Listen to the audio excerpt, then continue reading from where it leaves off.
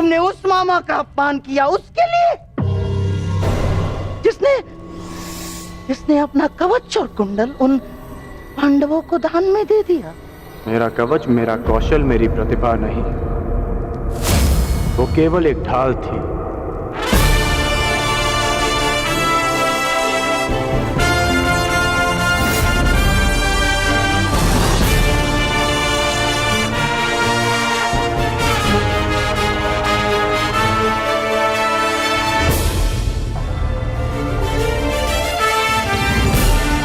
वो दुर्योधन की ढाल मैं हूं, मेरी मित्रता है। और ये मित्रता मेरे लिए मेरे प्राणों से भी अधिक महत्वपूर्ण है। मैंने सदैव अपने मित्र के प्रति अपनी निष्ठा सिद्ध की है और आज भी मैं ऐसा ही करूंगा।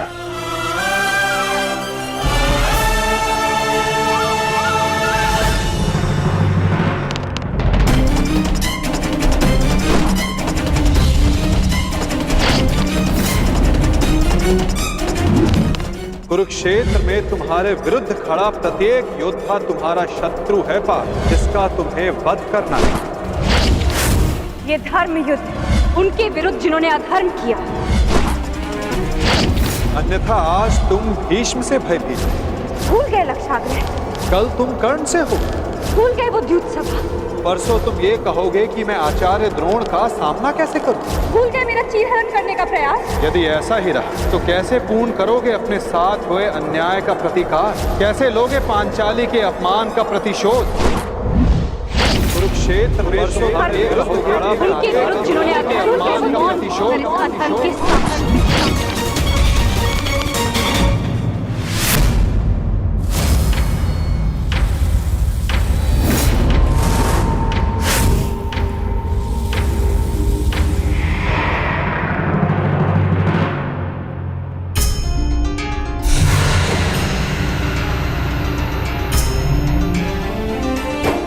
पुत्र का धर्म होता है बढ़ती आयु में अपने पितामह को संभालना। मैं युद्ध क्षेत्र में मैं कैसे गिरा सकता हूं? जिन्होंने मुझे धनुष उठाना सिखाया, जिनके कारण आज मैं सर्वश्रेष्ठ धनुर्धर हूं, उन गुरु द्रोण पर बाण संधान कैसे कर सकता हूं मैं? जीवन में पहली बार आज मेरे हाथ कांप रहे हैं। अर्थात ये सब ठीक नहीं, ये सब ठीक नहीं।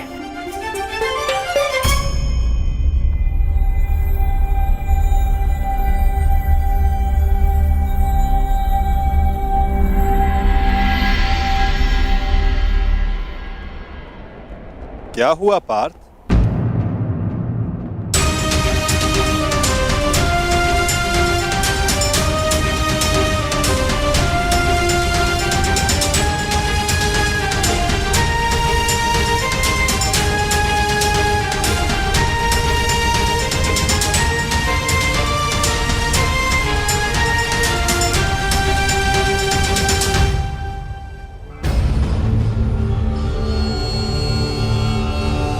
जो अपने दृढ़ संकल्प और अचूक लक्ष्य भेदन के लिए जाना जाता है, जो केवल शब्द सुनकर उसका लक्ष्य भेद कर सकता है, आज वही अर्जुन विचलित है या उसके बाण विचलित है?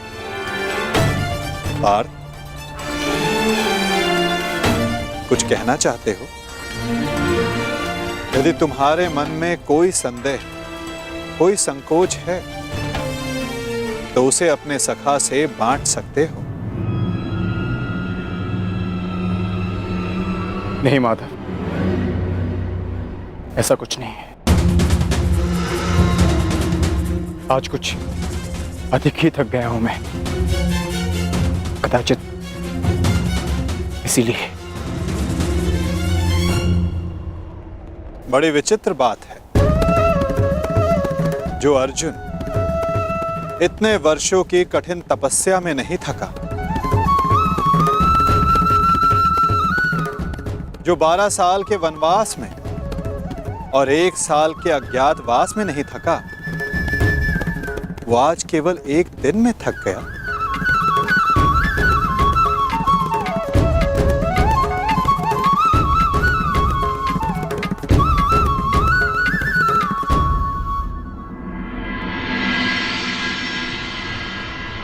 कोई बात नहीं पार्थ, असाधारण मनुष्यों के जीवन में विचित्र कथाएं होती ही रहती हैं।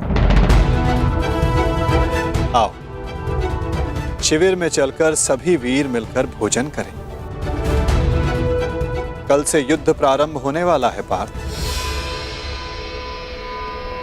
किसे ज्ञात किसके साथ दोबारा भोजन करने का अवसर ही ना मिले।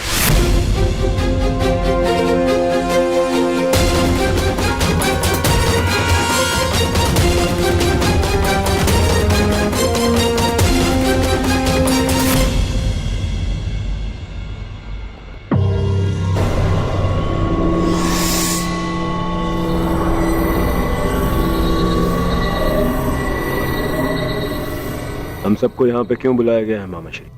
क्या? मुझे तो लगा कि तुमने हम सबको यहाँ एकत्रित होने का आदेश दिया है।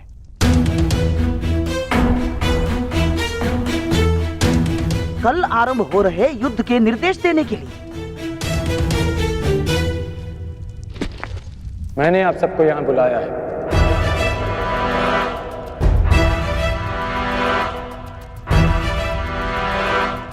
पधारने के लिए धन्यवाद। परंतु तुमने हमें यहाँ क्यों आमंत्रित किया है कर्ण? बताता हूं मित्र, पहले सभा पूर्ण हो जाए।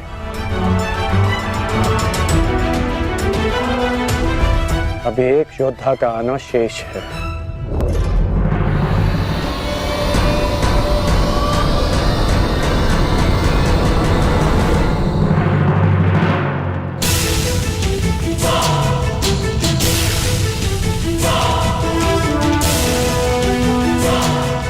इससे पूर्व कि किसी के भी मन में कोई विचार उत्पन्न हो, मैं बता देना चाहता हूं कि मेरे यहां आने का कोई उद्देश्य नहीं।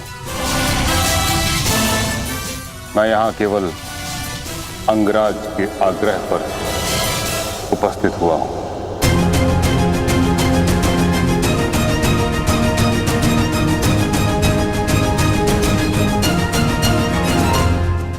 कर्ण, मैं जानना चाहता हूं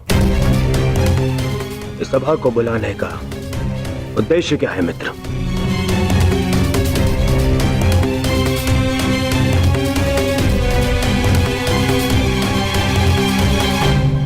उद्देश्य है युद्ध में विजय।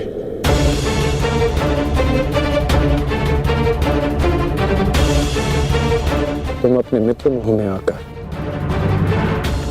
बहुत बड़ा अनर्थ करने जा रहे थे, और एक सच्चा मित्र होने के नाते मैं तुम्हें ये अनर्थ नहीं करने दूंगा।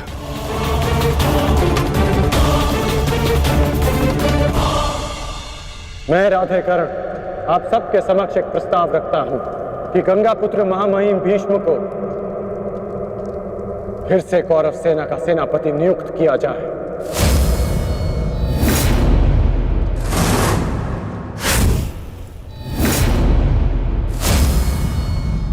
और ये घोषणा करता हूं कि जब तक महामहिम भीष्म इस युद्ध भूमि में सेना का नेतृत्व करेंगे, ये राधेकर्ण युद्ध भूमि में नहीं आएगा।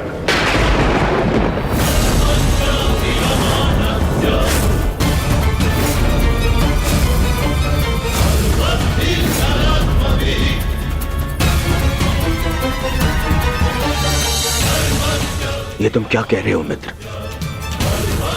मुझे इस युद्ध में तुम्हारी अपने मित्र की ही सबसे अधिक आवश्यकता है। महामहिम से भी अधिक? नहीं मित्र, तुम भूल कर रहे हो। मैं कवच खोया योद्धा हूं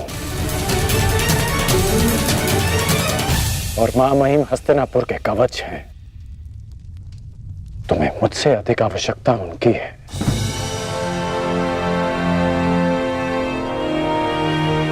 मैं स्वीकार करता हूं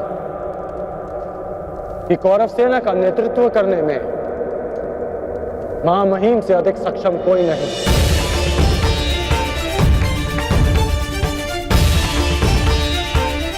मैं भी नहीं।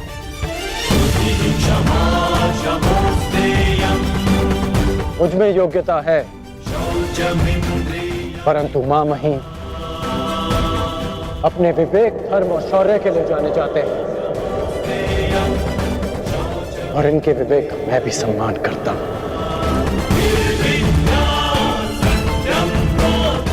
यदि महामहिम मुझे युद्ध से दूर रखना चाहते हैं तो अवश्य इसके पीछे कोई महत्वपूर्ण कारण होगा जिसमें सबका हित होगा। मैं ये सब इसलिए कर रहा हूं क्योंकि मैं तुम्हें हस्तिनापुर के सिंहासन पर देखना चाहता हूं और मेरा लक्ष्य पूर्ण करने के लिए मैं ऐसे 1000 स्वप्न का बलिदान दे सकता हूं।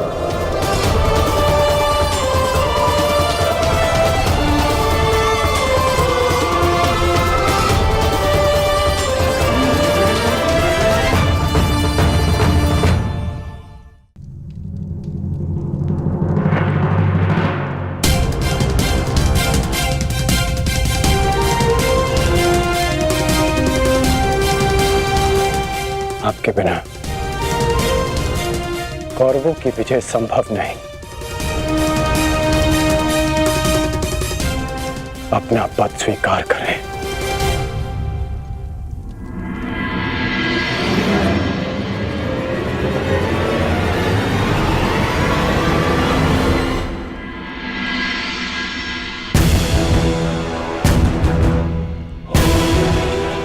हर हर महादेव, हर हर महादेव, हर हर महादेव।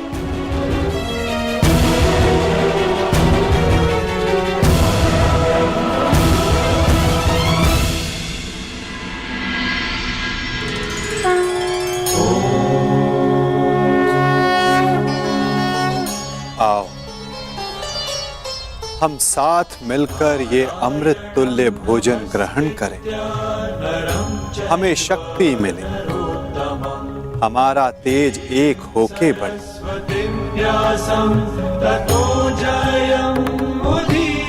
हमारा ज्ञान बढ़े, हमारे मध्य कोई विष न फैले, फैले तो केवल हमारा यश।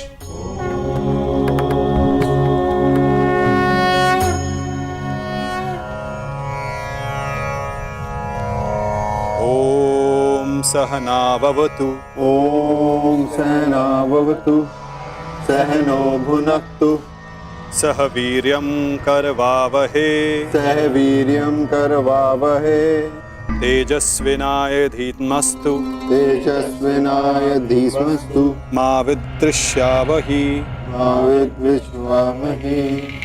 ओम शांति शांति शांति।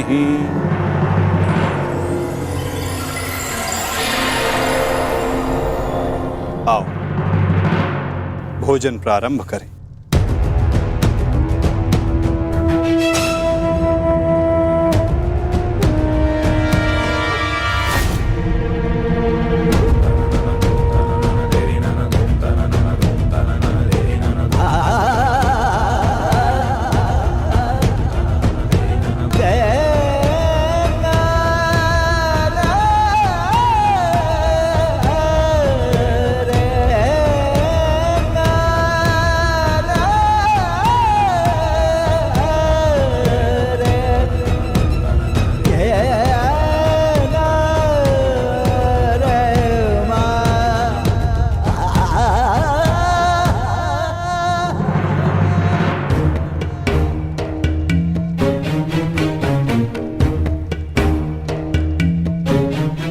पिताश्री, रात्रि गहरी हो चुकी है, आपको विश्राम कर लेना चाहिए।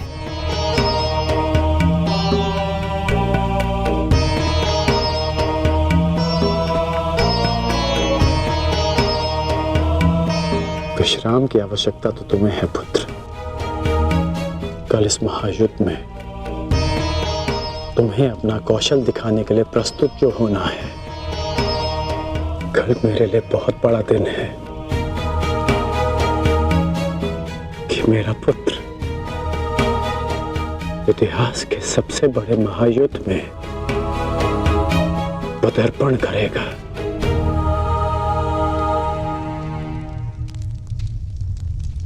मुझे गर्व है तुम पर।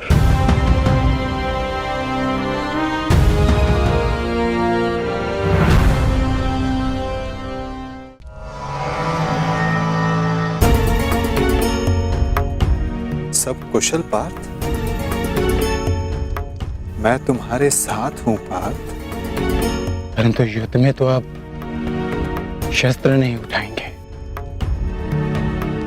युद्ध में तो मैं अकेला ही रहूंगा माधव। और यदि इस युद्ध में मैं तुम्हारे साथ उपस्थित रहा तो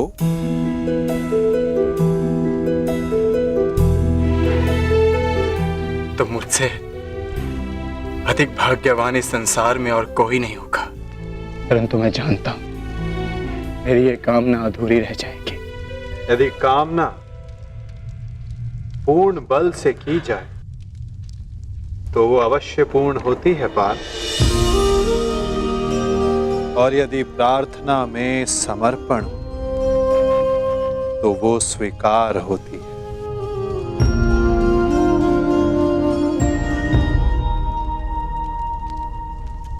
मैं आप सबके समक्ष एक घोषणा करना चाहता हूं। मैंने प्रण लिया है कि इस युद्ध में शस्त्र नहीं उठाऊंगा, परंतु बिना शस्त्र उठाए भी मैं इस युद्ध में सहायक रहूंगा। मैं वासुदेव कृष्ण ये घोषणा करता हूं कि इस महायुद्ध में मैं उस योद्धा का मार्गदर्शन करूंगा जिसे इस युद्ध की दिशा निर्धारित करनी है। ये युद्ध एक यात्रा है और इस युद्ध की यात्रा में मैं अर्जुन का सहयात्री बनूंगा। मेरे हाथ इस युद्ध में अस्त्र भले ही न थामे, परंतु अर्जुन के रथ के अश्वों की रास से अवश्य थामेंगे। मैं इस महायुद्ध महारथी अर्जुन के सारथी की भूमिका निभाऊंगा।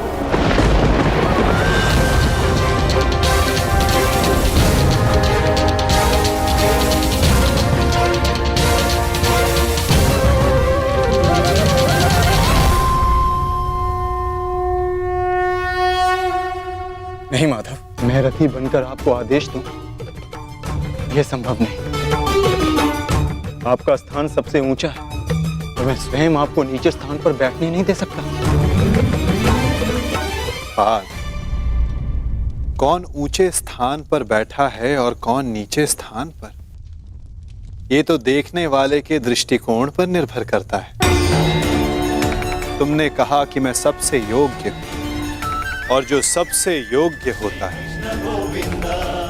उसका धर्म होता है कि वो अपने से छोटों का मार्गदर्शन करे। और मैं इस युद्ध में यही करूंगा। मैं इस युद्ध में तुम्हारा सारथी इसलिए बनूंगा यदि तुम अपने लक्ष्य के मार्ग से भटक जाओ तो पुनः तुम्हें तुम्हारे लक्ष्य के मार्ग पर ला सकूं।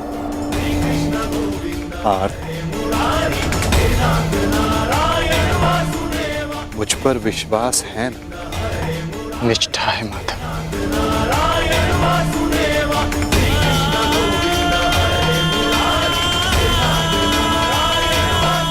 आज मैं धन्य हो गया जिसके सारथी आप हो।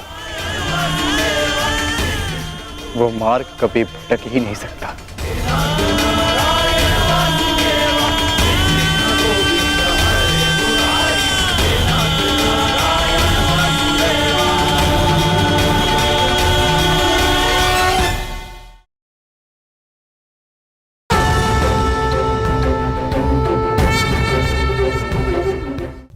देख रहे हैं इसे?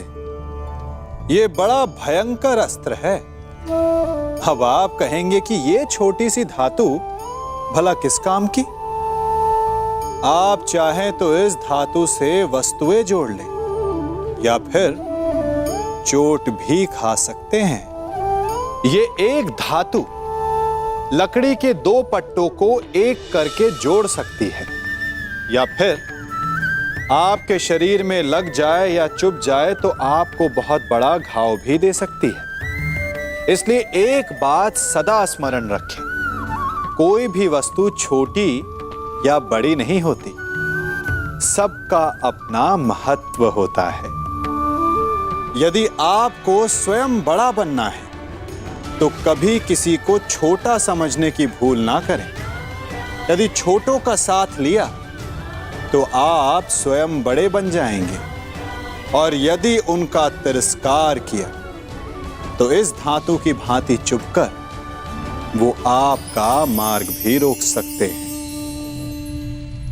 पिताश्री, मैं जाने से पूर्व आपको एक वचन देना चाहता हूं। वचन कि आपका गर्व बढ़ेगा और सर नीचा होगा उन लोगों का जिन्होंने आपको इस युद्ध में प्रवेश करने से रोका। मैं आपकी तुलना करने में भले ही समर्थ नहीं, परंतु शत्रु मेरी तुलना आपसे अवश्य करेंगे पिताश्री।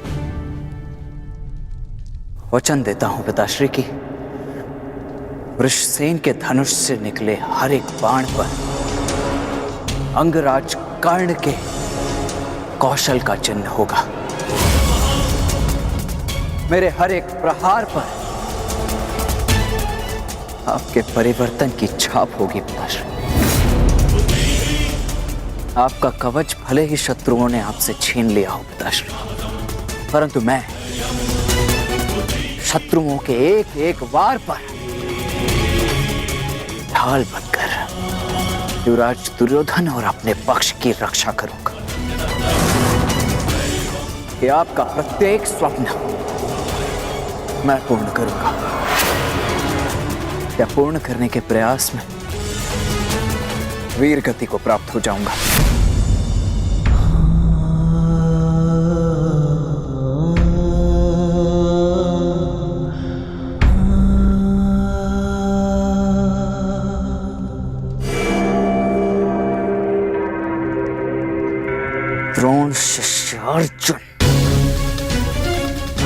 द्रोण शिष्य अर्जुन के मन में मैं ये प्रश्न उत्पन्न कर दूंगा पिताश्री की, यदि अंगराज कर्ण का अंश उन पर इतना भारी पड़ रहा है तो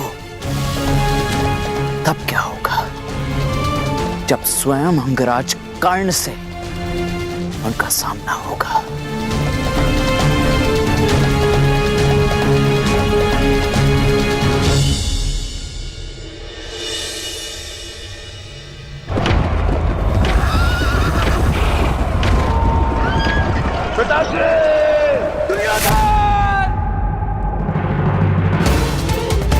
महाराज, महाराज, क्या हुआ महाराज?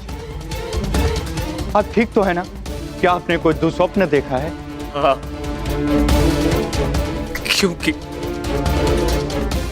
कदाचित दुस्वप्न देखना मेरा प्रारब्ध हो गया है। परंतु संजय, तुम इस समय यहां कैसे? महाराज, महर्षि वेदव्यास जी पधारे हुए हैं आपसे मिलने के लिए।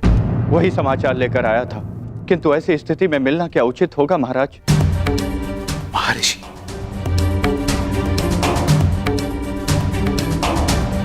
अवश्य ही कुछ उचित सोचा होगा, तभी पधारे हैं। उन्हें सादर अंदर ले आओ संजय। जैसी आज्ञा महाराज।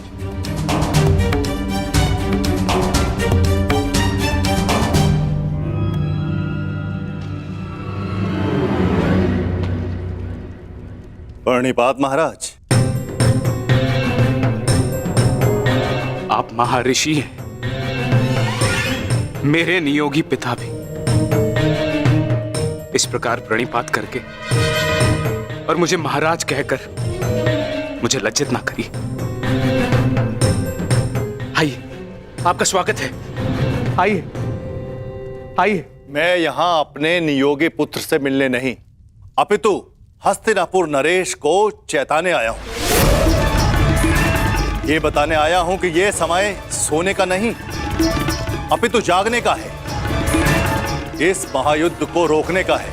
यह इस महायुद्ध से पूर्व की अंतिम रात्रि है। इस महायुद्ध को रोकने का प्रयत्न कीजिए महाराज। यदि एक बार यह युद्ध आरंभ हो गया तो इस अनर्थ को रोकना असंभव हो जाएगा। सहस्त्रों निर्दोष अपने प्राण गंवा बैठेंगे, अनेकों परिवार सदैव के लिए नष्ट हो जाएंगे। ये महाविनाश रोकना केवल आपके हाथों में। जो पिता अपने पुत्र पर जीवन भर नियंत्रण ना रख सका, वो इस विभीषिका को रोकने का बीड़ा कैसे उठा सकता है? यह युद्ध निश्चित है महर्षि। इस युद्ध को रोक पाना हम मेरे बस की बात नहीं। मुझे क्षमा कर दीजिए। मैं तो कदाचित आपको क्षमा कर दूं, किंतु इतिहास आपको कभी क्षमा नहीं करेगा। हस्तिनापुर में शांति दूत बनकर आए वासुदेव के साथ दुर्व्यवहार का परिणाम है ये। पुत्र हट को दोष मत दीजिए। इस महाविनाश के लिए पुत्र हट नहीं, आपका पुत्र मोह उत्तरदायी है। तो आप क्या मुझे उल्हाना देने आए हैं महर्षि, या फिर श्राप? नहीं, वरदान देने आया हूं। मैं आपको दिव्य दृष्टि देने आया हूं। जिस विनाश की नींव आपने स्वयं रखी है, आप उसको देख सकें। नहीं, ऐसा मत कीजिए महर्षि। ये वरदान नहीं है, ये श्राप है। अरे जिस पिता ने अपने पुत्रों को घुटनों के बल चलते नहीं देखा, अरे वो पिता अपने पुत्रों को घुटनों के बल अपने प्राणों की भीख मांगते कैसे देख सकता है? जिस पिता ने अपने पुत्रों के मस्तक पर तिलक लगते नहीं देखा, वो अपने उन पुत्रों के सर कटे कैसे देख सकता है? जिस पिता ने अपनी वधुओं को सुहागन नहीं देखा, वो पिता अपनी वधुओं को विधवा कैसे देख सकता है? किस प्रकार? ये अत्याचार मत कीजिए महर्षि, मत कीजिए। मुझे कोई दृष्टि नहीं चाहिए, मुझे कोई दृष्टि नहीं चाहिए। मेरी आपसे विनती है महर्षि कि मेरे स्थान पर आप ये दिव्य दृष्टि संजय को दे दें, ताकि संजय मुझे इस युद्ध के समाचार के साथ साथ मेरे पुत्र का समाचार भी मुझे देते रहे। आपकी इच्छा अनुसार मैं ये दिव्य दृष्टि संजय को प्रदान करता हूं।